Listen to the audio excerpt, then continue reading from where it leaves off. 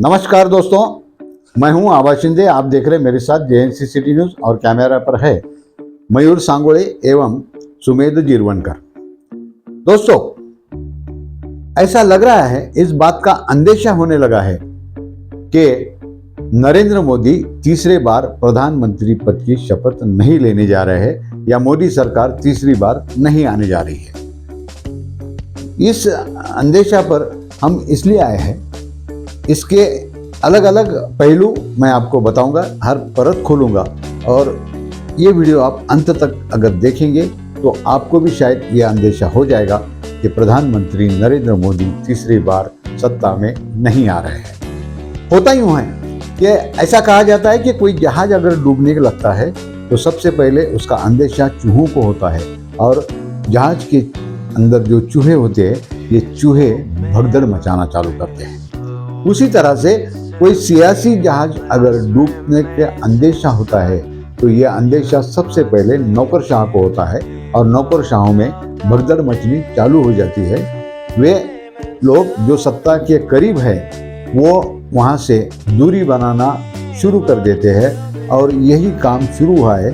जितने भी अलग अलग राज्यों से, खासकर गुजरात से जो अधिकारी दिल्ली में डेपुटेशन पर आए थे या प्रतिनिधि पर आए थे, इन लोगों ने अब अपने अपने पेरेंट स्टेट और पेरेंट डिपार्टमेंट में वापसी के लिए केंद्र सरकार के पास अपने आवेदन दाखिल कर दिए हैं।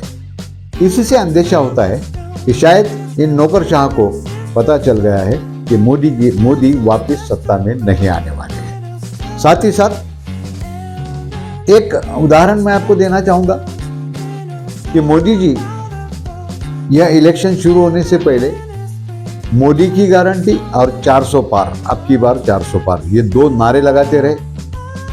जैसे ही पहले चरण का मतदान समाप्त हुआ उसके बाद मोदी की गारंटी ये बीजेपी की गारंटी में तब्दील हो गई। दूसरा चरण का मतदान जब समाप्त हुआ उसके बाद 400 पार यह नारा मोदी जी भूल गए।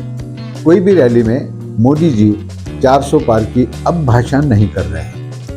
जैसे ही तीसरा चरण समाप्त हुआ उसके बाद मोदी जी की बौखलाहट शुरू हो गई। मोदी जी के प्रचार के मुद्दे, जो विकास के मुद्दे थे, वो मुद्दे दूर रह गए और हिंदू मुस्लिम या कांग्रेस की अगर सत्ता आई तो हिंदुओं की संपत्ति छीनी जाएगी, यहाँ तक कि महिलाओं के मंगलसूत्र छीने जाएंगे और वो मुस्लिमों को दिए जाएंगे तो हिंदुओं की प्रॉपर्टी दी जाएगी। इस तरह का प्रचार मोदी जी बौखलाहट में उनका चालू हो गया।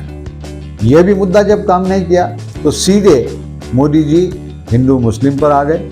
कांग्रेस की यदि सत्ता आती है तो पाकिस्तान में पटाखे बजेंगे, ऐसा कहा। उसके बाद में मुस्लिमों को पूरा का पूरा आरक्षण मुस्लिमों के हवाले किया जाएगा। यहाँ तक उन्होंने प्रचार को जो तो अपनी दिशा पकड़ी।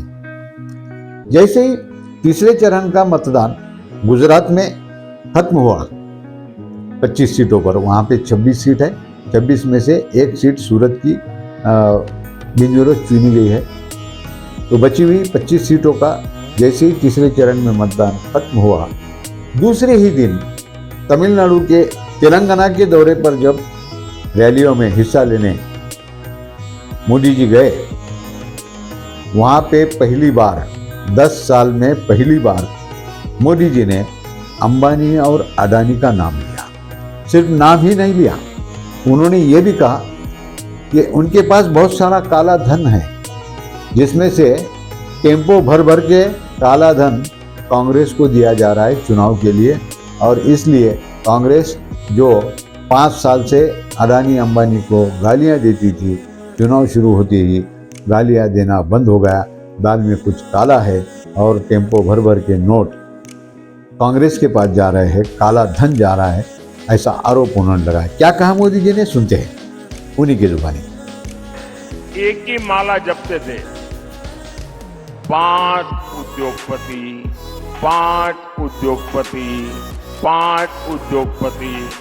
फिर धीरे धीरे कहने लगे अंबानी अडानी, अंबानी अडानी, अंबानी अडानी।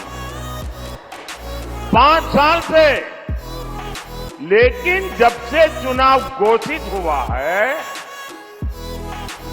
इन्होंने अंबानी अडानी को गाली देना बंद कर दिया। मैं आज तेलंगाना की धरती से पूछना चाहता हूं, जरा ये शाहजादे घोषित करें, इस चुनाव में ये अंबानी अडानी से कितना माल उठाया है, काले धन के कितने बोरे भर करके रुपये मारे हैं, क्या टेम्पो भर करके नोटे कांग्रेस के लिए पहुंची है, क्या सौदा हुआ है। आपने रातों रात अंबानी अडानी इनको गाली देना बंद कर दिया। जरूर दाल में कुछ काला है। तो देखा दोस्तों, यदि मोदी जी मानते हैं कि टेम्पो भर भर के काला धन अडानी और अंबानी से कांग्रेस को गया है, तो इसका मतलब तो ये हुआ कि अगर टेम्पो भर भर के गया है तो जहाज भर भर के तो उनके घर में होगा। और यह बात अगर मोदी जी को पता है तो मोदी जी इसके ऊपर कार्रवाई करने के बदले रैलियों में क्यों बोल रहे हैं। केंद्रीय जांच एजेंसियां जो है, चाहे वो इनकम टैक्स हो या ईडी हो, यह एजेंसियां तो मोदी जी की उंगलियों पर नाचती थी। फिर अब इन एजेंसियों ने कार्रवाई करने से इनकार तो नहीं किया। इसी कारण मोदी जी को पब्लिक रैली में जाकर यह बात बतानी पड़ रही है। और अगर इन एजेंसियों ने, केंद्रीय जांच एजेंसियों ने मोदी की बात मानने से मना कर दिया है, तो इसका मतलब यही हुआ कि इन्हें भी पता चला है कि मोदी सत्ता में वापस तीसरी बार नहीं आ रहे हैं। अब यदि इतना पुख्ता सबूत मोदी जी के पास है कि टेम्पो भर भर कर नोटा कांग्रेस के पास गए हैं, तो कांग्रेस ने भी तो उनको खुला चैलेंज दिया है। राहुल जी ने कहा है कि यदि आपके पास ऐसी इंफॉर्मेशन है तो आप बजाय पब्लिक रैली में बात करने के आप सीधे सीधे कार्रवाई के आदेश दीजिए, हम यहाँ बैठे हैं। सुनते हैं क्या कहा राहुल जी ने। नमस्कार मोदी जी, थोड़ा सा घबरा गए क्या? नॉर्मली आप बंद कमरों में अदानी जी अंबानी जी की बात करते हो, पहली बार आपने पब्लिक में अदानी अदानी अंबानी बोला। और आपको ये भी मालूम कि ये टेम्पो में पैसा देते हैं, क्या ये आपका पर्सनल एक्सपीरियंस है क्या? एक काम कीजिए, सीबीआईडी को इनके पास भेजिए ना, पूरी जानकारी करिए, इंक्वायरी कराइए, जल्दी से जल्दी कराइए, घबराइए मत मोदी जी। और मैं देश को फिर से दोहरा के कह रहा हूँ, जितना पैसा नरेंद्र मोदी जी ने इनको दिया है ना, उतना ही पैसा हम हिंदुस्तान के गरीब लोगों को देने जा रहे हैं। महालक्ष्मी योजना, पहली नौकरी पक्की योजना, इन योजनाओं के माध्यम से करोड़ों लाखपति बनाएंगे। इन्होंने 22 अरबपति बनाए हैं, हम करोड़ों लाखपति बनाएंगे। तो देखा दोस्तों राहुल जी ने क्या कहा। और ये जो परिस्थिति सामने आई है और जिसके ऊपर ये सब कांग्रेस के ऊपर हल्ला बोल रहे हैं मोदी जी और उनको जवाब दे रहे हैं राहुल जी, इसमें से और अब तक जो हमने रीजन बताए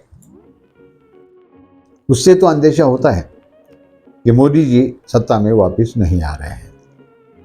फिर जो सर्वे हुए हैं 3 चरण के मतदान खत्म होने के बाद करीब करीब 50% से ज़्यादा, यानी 252 547 में से 252 सीटों पर मतदान 3 चरणों में खत्म हुआ। और इन चरणों में जो मतदान हुआ वहाँ का मतदाता का परसेंटेज जो पिछले 19 के मुकाबले जो कम हुआ है, यह भी मोदी शाह का चिंता का विषय बनते जा रहा है। साथ ही साथ भाजपा की जो प्रचार यंत्रणा होती थी बूथ लेवल से लेकर तो स्टार प्रचारक तक, यह यंत्रणा भी इस इलेक्शन में उतनी पुख्ता नहीं दिख रही है, या ये बीजेपी के कार्यकर्ता प्रचार करते हुए नहीं दिख रहे हैं। और जो रिपोर्ट्स आए हैं, हमने भी अलग अलग राज्यों के पत्रकारों से हमने बात की, दिल्ली, पश्चिम बंगाल, उत्तर प्रदेश, मध्य प्रदेश, हरियाणा, झारखंड, इधर कर्नाटक, तेलंगाना, हर जगह पे हमारी बात हुई है। हर जगह से रिपोर्ट यही आ रहा है कि बीजेपी और एनडीए बहुत बड़े पैमाने पर उनको नुकसान झेलना पड़ रहा है। उत्तर प्रदेश में 30 से 32 सीट उनको नुकसान हो सकता है। 2014 में वहाँ पर 80 में से 72 या 74 सीट आई थी, 19 में वही 62 हो गई और इस इलेक्शन में वे 32 तक नीचे आने की 32 से 35 तक नीचे आने की आशंका जताई जा रही है। वही बात कर्नाटक में कांग्रेस बीजेपी को करीब करीब 12 से 14 जगह पर नुकसान पहुंचाने की बात कही जा रही है। पश्चिम बंगाल में ममता दीदी से बहुत भारी नुकसान हो रहा है। नीचे कर्नाटका, तेलंगाना, आंध्रा, इधर केरला, इधर तो वैसे भी बीजेपी को पहले से उनको कोई जनाधार नहीं था और वहाँ से कोई ज़्यादा उनको आशा भी नहीं थी। ऊपर मध्य प्रदेश, उत्तर प्रदेश, पंजाब, हरियाणा, दिल्ली, झारखंड, यहाँ पे बीजेपी नुकसान सहने जा रही है। उधर मणिपुर, मेघालय, सिक्किम और आसाम, उधर भी बीजेपी को कोई खास फायदा होते नहीं दिख रहा है। अलग अलग एजेंसियों ने जो सर्वे किए इलेक्शन से पहले, तो राम मंदिर के मुद्दे पर 7% लोगों की राय थी कि राम मंदिर मुद्दा कारगर साबित होगा, लेकिन बेरोजगारी और महंगाई, इन दो मुद्दों को लेकर 50% से ऊपर के लोग इस मुद्दे को लेकर मतदान करने की मानसिकता में दिखाई दिए थे। और जब 50% से ऊपर के लोग इन मुद्दों पर बात कर रहे थे, जबकि 2019 के इलेक्शन में या 14 के इलेक्शन में बेरोजगारी और महंगाई को लेकर सिर्फ 4% लोग इस मुद्दे को इलेक्शन का मुद्दा मान रहे थे। 24 में ये 4% से बढ़कर 52% तक चला गया। इससे एक तो पता चला ही था कि मोदी सरकार को लेकर बेरोजगार और महंगाई से परेशान लोग काफ़ी हद तक नाराज थे। फर्क इतना था कि लोग ये नाराज़गी जाहिर नहीं कर रहे थे या इसको लेकर कोई रास्ते पर नहीं आ रहा था, लेकिन मतदान के दिन अपना गुस्सा इन मुद्दों पर मतदाता जाहिर करते हुए दिखाई दिए। ऐसी मानसिकता मतदाताओं की रही, ऐसा ही सर्वे में सामने आया है। अलग अलग चैनल्स ने जो सर्वे किए हैं, उन सर्वे के हिसाब से गोदी मीडिया भी अभी हिल डोलने लगा है। इंडिया टुडे, जो कि अडानी का चैनल है, उन्होंने भी अभी मोदी के विरोध में सुर आलापना चालू कर दिया है। अलग अलग चैनल, कोई 300 पार बोलता है, कोई 300 के करीब बोलता है, लेकिन जो वास्तव सर्वेक्षण करने वाले लोग हैं, वे लोग मोदी को या बीजेपी को या एनडीए को जादुई आंकड़ा 272 छूने से परहेज कर रहे हैं। उन्हें नहीं लग रहा है कि यह आंकड़ा वो छू पाएगा। कोई 250 बोलता है, कोई 240 कहता है, कोई 235 बोल रहा है। हमारा जो आकलन है, हमारा ये मानना है कि जो प्राप्त परिस्थिति है, 3 चरणों के जो मतदान हुए, उसके जो सर्वेक्षण सामने आए हैं और जो टेम्पलेट सेट हुई है पहले चरण में, वही टेम्पलेट तीसरे चरण तक कंटिन्यू होते हम देख रहे हैं। टेम्पलेट क्या है? तो मोदी पर नाराज़गी, मोदी सरकार से नाराज़गी है। बेरोजगारी, महंगाई, ये 2 मुद्दे चरम पर हैं और यही टेम्पलेट पहले चरण में जो सेट हुई, वो दूसरे चरण में भी दिखी, तीसरे चरण में भी दिखी। अभी 13 तारीख को चौथा चरण है, उसके बाद में आने वाले चरण में भी यही टेम्पलेट आगे प्रिंट होती हुई दिख रही है। यदि ऐसा है तो हमारा ये मानना है कि मोदी और एनडीए, बीजेपी और एनडीए, यह गठबंधन 220 का आंकड़ा पार नहीं कर पाएगा। ये हमारा आकलन है। ज़रूरी नहीं कि हम जो बता रहे वैसा ही हो जाए, लेकिन एक अंदेशा हमें आया है जो स्टडी हमने की उस पर से, तो शायद ऐसा ही होगा। आपको क्या लगता है? आपकी राय कमेंट बॉक्स में ज़रूर रखिएगा, क्योंकि आपकी राय और आपके सुझाव यही तो हमारी प्रेरणा है। ये वीडियो आपको कैसा लगा? अगर अच्छा लगा है तो शेयर और लाइक ज़रूर कीजिएगा। और हाँ, ऐसे ही नए नए विषयों पर हमारे वीडियो प्राथमिकता से आपको देखने को मिल जाए, इसलिए हमारा चैनल सब्सक्राइब करके बेल आइकॉन का बटन दबाना ना भूलिएगा।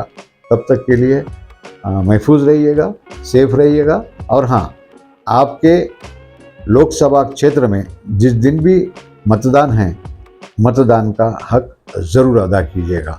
नमस्कार।